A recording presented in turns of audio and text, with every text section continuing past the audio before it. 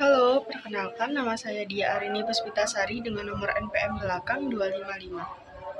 Perkenalkan, nama saya Lutfi Alia dengan NPM 260. Perkenalkan, nama saya Ervi Agistiadia Pramesti dengan nomor NPM belakang 270. Perkenalkan, nama saya Fidel Bibasata Zafran, NPM akhir 263. Perkenalkan, saya Adro Olivia Febiona dengan NPM akhir 258. Saya Najwa Tias Nadifa dengan NPM akhir 262. Baik, di sini saya akan menjelaskan tentang basic time value of money concept atau biasa disebut dengan konsep dasar nilai waktu. Nah, time value of money atau nilai waktu dari uang itu konsep keuangan yang menyatakan bahwa nilai uang saat ini tuh lebih berharga daripada nilai uang di masa depan. Nah, karena hal ini tuh disebabkan oleh yang pertama potensi investasi. Nah, uang yang dihasilkan itu bisa menghasilkan yang diinvestasikan itu bisa menghasilkan bunga. Kemudian inflasi, nilai uang yang cenderung sering berubah seiring waktu. Kemudian resiko dan ketidakpastian, yakni adanya kemungkinan uang di masa depan itu tidak memiliki nilai yang sama seperti saat ini. Contoh sederhananya ketika Anda memiliki uang 1 juta sekarang atau uang 1 juta 1 tahun dari sekarang. Nah, jika Anda menginvestasikan uang tersebut sekarang dengan bunga 5% per tahun, maka dalam 1 tahunnya nanti nilai uang tersebut akan menjadi 1.050.000. Oleh karena itu 1 juta hari ini itu lebih berharga daripada 1 juta di masa depan. Selanjutnya itu penerapan konsep nilai waktu. Nah, yang pertama penerapan konsep nilai waktu dalam pelaporan keuangan. Nah, pelaporan keuangan itu menggunakan pengukuran yang berbeda-beda dalam situasi yang berbeda. Misalnya, biaya historis itu untuk peralatan, kemudian nilai realisasi neto itu untuk persediaan, dan nilai wajar itu untuk investasi. Nah, menurut pedoman terbaru IASB terkait pengukuran nilai wajar, ukuran nilai wajar yang paling berguna adalah yang berdasarkan harga pasar di pasar aktif. Nah, dalam hierarki nilai wajar ini itu disebut sebagai level 1, yang artinya yang paling dapat diandalkan. Kemudian jika harga pasar tersebut tidak tersedia, estimasi nilai wajar itu menggunakan arus kas masa depan. Nah, estimasi nilai wajar itu dianggap sebagai level 3 atau artinya setidaknya dapat diandalkan. Kemudian selanjutnya itu ada penerapan dalam akuntansi dan keputusan keuangan. Nah, dalam akuntansi dan bisnis itu digunakan dalam pengukuran aset, liabilitas, dan investasi. Kemudian dalam keuangan pribadi itu diterapkan dalam bunga majemuk, anuitas, investasi, pembelian rumah atau mobil, dan perencanaan pensiun. Nah, memahami konsep nilai waktu uang itu penting untuk mengambil keputusan keuangan yang bijak. Baik, selanjutnya itu ada pengukuran akuntansi berbasis nilai sekarang. Yang pertama itu ada WESL, ini menilai piutang dan utang jangka panjang yang tidak memiliki suku bunga yang dinyatakan atau lebih rendah dari suku bunga pasar. Kemudian yang kedua itu ada sewa. Ini menilai aset dan kewajiban yang harus dikapitalisasi dalam sewa jangka panjang dan mengukur jumlah pembayaran sewa dan amortisasi aset sewaan tahunan. Kemudian yang ketiga itu ada pensiun dan imbalan pasca kerja lainnya. Ini mengukur komponen biaya jasa dari beban imbalan pasca kerja dan kewajiban imbalan pasca kerja dari pembeli kerja. Kemudian yang keempat itu ada aset jangka panjang, yakni mengevaluasi investasi jangka panjang dan mengukur penurunan nilai aset. Kemudian yang kelima itu ada kompensasi berbasis saham, yakni menentukan nilai wajar dari jasa penerima kerja dalam program kompensasi opsi saham. Kemudian yang keenam itu ada kombinasi bisnis, ini menentukan nilai piutang, utang, liabilitas, akrual, dan komitmen yang diperoleh atau diasumsikan dalam pembelian. Kemudian ada yang ketujuh itu ada pengungkapan, ini mengukur nilai arus kas masa depan dari cadangan minyak dan gas untuk mengungkapkan informasi tambahan. Yang ke-8 itu ada liabilitas lingkungan, yakni menentukan nilai wajar kewajiban masa depan untuk penghentian penggunaan aset. Jadi selanjutnya saya akan membahas tentang bunga. Bunga adalah pembayaran atas penggunaan uang. Bunga adalah kelebihan tunai yang diterima atau dibayarkan kembali melebihi jumlah yang dipinjam atau pokoknya. Variabel dalam perhitungan bunga itu yang pertama ada pokok. Pokok ini jumlah yang dipinjam atau diinvestasikan. Yang kedua ada suku bunga. Suku bunga ini tuh persentase dari pokok peminjaman yang belum dibayar. Yang ketiga ada waktu. Waktu itu jumlah tahun atau bagian pecahan tahun di mana pokok pinjaman masih beredar. Baik, selanjutnya saya akan menjelaskan tentang bunga sederhana atau simple interest. Nah, bunga sederhana ini tuh dihitung menggunakan persentase tetap dari jumlah pokok per tahunnya. Jadi artinya itu per tahunnya jumlah uang yang dibayarkan itu tetap dan tidak berubah. Di sini ada rumus bunga yaitu P kali I kali N, di mana I itu suku bunga, P itu pinjaman semula, dan N itu jumlah periode peminjaman. Yang kedua ada bunga majemuk atau compound interest. Nah, pengertian bunga majemuk ini adalah bunga yang dihitung berdasarkan pokok awal dan bunga yang telah terakumulasi dari periode sebelumnya. Dan di sini saya akan menjelaskan tentang pengertian future value atau FV. Jadi future value adalah suatu nilai investasi atau jumlah uang pada suatu waktu tertentu di masa depan dengan mempertimbangkan tingkat bunga atau pengembalian. Dan konsep dari future value sendiri itu mempertimbangkan konsep time value of money, di mana uang hari ini lebih berharga dibandingkan dengan jumlah yang sama di masa depan karena adanya potensi penghasilan dari bunga. Dan dalam perhitungannya sendiri, future value memiliki faktor yang dipengaruhi dari jumlah awal investasi atau PV, tingkat bunga dengan simbol I, jangka waktu investasi dengan simbol N, dan frekuensi perhitungan bunga atau compounding period. Lalu pada slide selanjutnya ada feature of an ordinary annuity versus annuity due.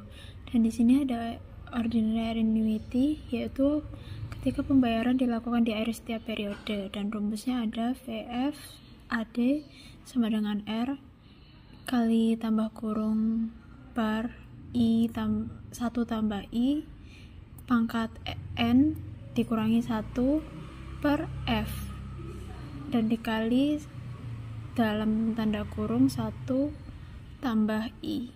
Lalu untuk annuity due, ini pembayarannya dilakukan di awal setiap periode dengan rumus FVOA sama dengan R kali I kali dalam tanda kurung 1 tambah I pangkat N dikurangi 1 per I. Dan di sini perbedaan utama dari keduanya yaitu kalau yang annuity due itu lebih besar daripada ordinary annuity karena pembayarannya dilakukan lebih awal dan memiliki waktu lebih lama untuk berbunga. Selanjutnya untuk cara membaca dan menggunakan future value tables. Jadi tabel FV atau future value digunakan untuk menghitung nilai masa depan tanpa harus menghitung manual dengan rumus. Dan langkah-langkah yang digunakan yaitu pertama tentukan N atau jumlah periode investasi, lalu cari I, itu adalah tingkat bunga per periode, lalu gunakan tabel FV untuk mendapatkan faktor FV, lalu dikalikan faktor FV dengan PV atau jumlah pembayaran per kala atau R. Contohnya, jika N-nya adalah 5 tahun, I-nya 6%, dan faktor FV dari tabel adalah 1,338, maka rumusnya FV sama dengan PV kali faktor FV. Jika PV-nya 10.000, maka FV-nya 10.000 kali 1,338 yang sama dengan 13.382. Lalu selanjutnya ada 4 manfaat future value. Yang pertama, untuk membantu dalam perencanaan keuangan jangka panjang, lalu memudahkan perhitungan nilai investasi di masa depan. Yang ketiga, berguna untuk menilai keuntungan dari investasi atau tabungan. Yang keempat, bisa membantu dalam pengambilan keputusan keuangan terkait pinjaman dan investasi. Di sini saya akan membahas mengenai present value. Present value merupakan nilai sekarang dari suatu jumlah uang yang akan diterima atau dibayarkan di masa depan, yang dihitung dengan mendiskontokan nilai masa depan menggunakan tingkat bunga tertentu. Berikut merupakan rumusnya. Kemudian terdapat present value of an ordinary annuity dan annuity due. Kalau ordinary annuity, pembayaran dilakukan di akhir setiap periode, sehingga tiap pembayaran didiskontokan, yaitu nilai suatu jumlah uang di masa depan dikurangi atau disesuaikan ke nilai sekarang dengan mempertimbangkan faktor bunga atau tingkat pengembalian tertentu. Kalau annuity due, pembayaran dilakukan di awal setiap periode, sehingga memiliki satu periode diskonto lebih sedikit dibandingkan ordinary annuity. Perhitungan present value dari annuity due dilakukan dengan mengalihkan faktor present value ordinary annuity dengan 1 ditambah tingkat bunga. Kemudian terdapat cara membaca dan menggunakan present value tables. Tabel present value berisi faktor-faktor yang digunakan untuk menghitung nilai sekarang dari jumlah uang di masa depan. Ada beberapa jenis tabel. Pertama adalah present value of one table, untuk menghitung nilai sekarang dari satu jumlah uang. Kemudian present value of an ordinary annuity, untuk menghitung nilai sekarang dari serangkaian pembayaran yang dilakukan di akhir periode. Yang terakhir yaitu present value of an annuity due, untuk menghitung nilai sekarang dari serangkaian pembayaran yang dilakukan di awal periode. Di sini saya akan melanjutkan pemaparan dari teman saya sebelumnya dan akan membahas tentang deferred annuities. Deferred annuities ini itu merupakan anuitas yang pembayaran atau penerimaan arus kasnya itu dimulai setelah periode tertentu atau pada masa tunda.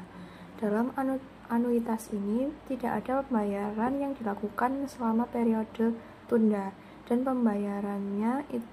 pembayaran pertamanya akan terjadi setelah masa tunda berakhir. Contohnya, jika seseorang akan menerima pembayaran tahunan selama 10 tahun, tetapi pembayaran pertamanya dimulai setelah masa tunda 4 tahun. Nah, ini adalah disebut deferred annuity dengan masa tunda 4 tahun. Lalu di sini ada cara untuk menghitung deferred annuities, yaitu yang pertama kita harus menghitung nilai sekarang dari anuitas, seolah-olah pembayaran dimulai dari periode pertama tanpa penundaan. Rumusnya yaitu PV atau present value nilai sekarang sama dengan R atau besarnya pembayaran periodik atau range, yang dikalikan dengan PFV minus OANI, atau merupakan faktor nilai sekarang dari anuitas biasa untuk N periode tertentu dengan tingkat bunga atau I. Lalu langkah yang kedua yaitu kita harus menghitung diskon nilai sekarang yang telah dihitung ke periode saat ini dengan rumus present value, yaitu